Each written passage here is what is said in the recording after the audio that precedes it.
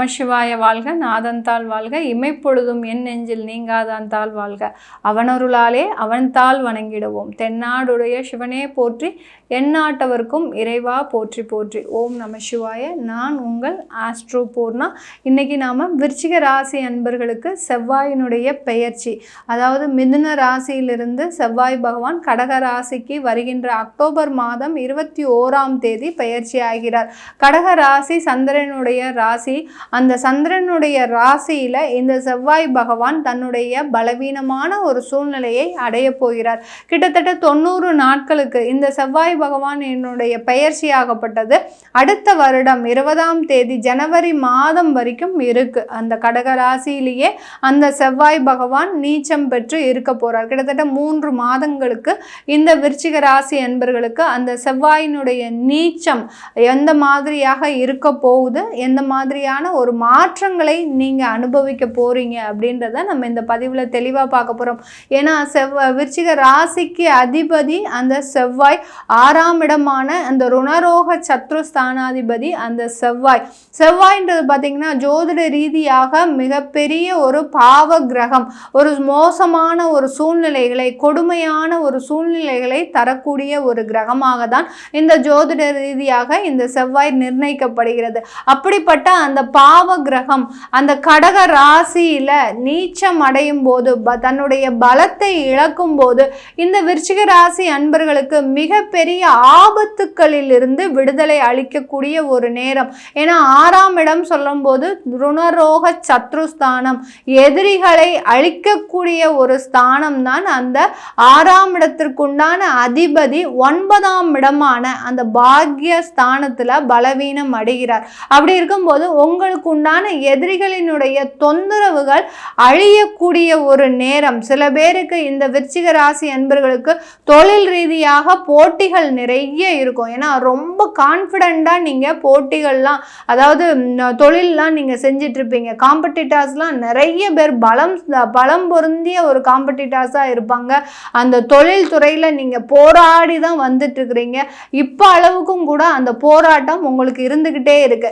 இந்த 3 மாதங்களுக்கு உங்களுடைய எதிரிகளினுடைய பலமாகப்பட்டது குறைவதற்குண்டான ஒரு நேரமாக தான் இருக்கும். இந்த எதிரியினுடைய பலம் குறைவதனாலே உங்களுக்கு மிக ஆனந்தமான ஒரு செய்தி தான் இந்த செய்தி. இந்த செவ்வாயினுடைய பெயர்ச்சி இந்த விருச்சிக ராசி என்பர்களுக்கு மிக ஒரு பலம் பொருந்திய ஒரு பெயர்ச்சியாக இருக்க போகுது.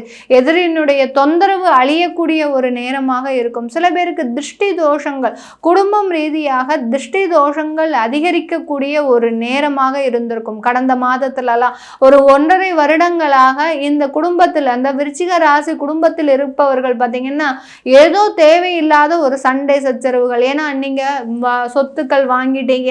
அந்த சொத்து வாங்கினதுல இருந்தே பார்த்தீங்கன்னா ஊரார் கண்ணெல்லாம் உங்க மேலதான் இருக்கு. உங்க மேல போட்ட கண்ணை பார்த்தீங்கன்னா அவர்களை அந்த அளவுக்கு உங்களை வீழ்ச்சியில அடியக்கூடிய அளவிற்கு மிகப்பெரிய அளவுல நீங்க ஒரு பெரிய பெரிய துன்பத்தை அந்த திருஷ்டியின் மூலமாக அனுபவிச்சுட்டு இருக்கிறீங்க. ஏன் இது நாள் வரைக்கும் நல்லா தானே இருந்தீங்க, உங்க குடும்பம் ஒத்துமையா தானே இருந்தது, இன்னைக்கு இப்படி இருக்குன்னா அதற்கு காரணம் அந்த திருஷ்டி மாத்திரம்தான் உங்களுக்கு மிகப்பெரிய ஒரு சவாலாக இருக்கு. நாங்களும் எவ்வளவோ செஞ்சு பார்த்துட்டோம் மேடம், எங்கேருந்துலாமோ கயிறு கட்டி பார்த்துட்டோம், எந்தெந்த தெய்வத்துக்கெல்லாமோ போயிட்டு வந்துட்டோம், எந்தெந்த உக்ர தெய்வங்களை கூட வழிபாடு பண்ணிட்டு இருக்கோம். அப்படி இருந்தும் எங்களுக்கு இந்த திருஷ்டி தோஷங்களினுடைய ஆதிக்கம் அதிகமாக இருக்குதுன்னா இந்த விருச்சிக ராசி அன்பர்களுக்கு தான் இருக்கும். இது எல்லாமே குறையக்கூடிய நேரம் தான் இந்த 3 மாதம். திருஷ்டி தோஷம் முழுவதுமாக குறைய போகுது. குடும்ப சூழ்நிலையில ஒற்றுமை நிலவுவதற்குண்டான ஒரே வழிவகை தான் இந்த 3 மாதங்கள். யாராவது பிரிந்து இருக்கிறீங்க, விவாகரத்து வழக்குகள்லாம் இருக்கு, இல்ல சொத்து சம்பந்தமான வழக்குகள்லாம் இருக்கு அப்படின்னு இருக்கிறவங்களுக்குலாம் இந்த காலகட்டம் உங்களுக்கு சாதகமாக தான் அமைய போகுது. கணவன் பிரிந்து போறாரு அப்படின்னு அவரே உங்க முன்னாடி நான் சேரணும்னு ஆசைப்படுறேன் அப்படின்னு பேசக்கூடிய ஒரு தருணமாக இருக்கும். இது நாள் வரைக்கும் உங்க மனைவி உங்களை தனிமையில விட்டுருப்பாங்க. அந்த தனிமையில நொந்து வாடி நீங்களும் பார்த்தீங்கன்னா உங்க வேலையும் செய்ய முடியல, தொழிலும் செய்ய முடியல, குழந்தைகளை பார்க்காமலும் இருக்க முடியல. இப்படி இப்படி பலவிதமான ஒரு இன்னல்களுக்கு ஆளான நீங்கள் விருச்சிக ராசி அன்பர்களுக்கு இந்த செவ்வாய் பலவீனமாகப்பட்டது உங்களுக்கு மிகப்பெரிய ஒரு பலத்தை கொடுப்பதற்குண்டான ஒரு சாதகமான ஒரு வழிமுறையாக தான் இருக்க போது. இந்த 3 மாதத்துல அந்த பிரிந்து போன மனைவி மீண்டும் சேருவதற்குண்டான ஒரு நேரமாக தான் இருக்கும்.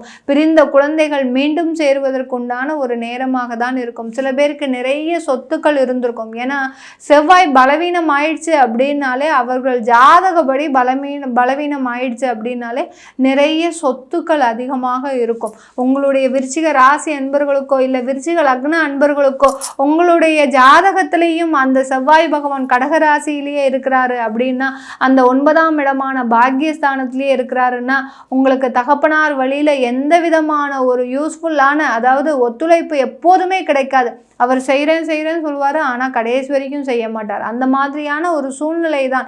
அதாவது அந்த தகப்பனார்ன்றது பார்த்திங்கன்னா ஒரு பலவீனமான ஒரு சூழ்நிலையில் இருக்கும்போது அவர் செய்ய முயற்சி செய்தாலும் கூட அந்த கிரகங்கள் செய்ய விடாத ஒரு நேரத்தில் தான் இருக்கும்.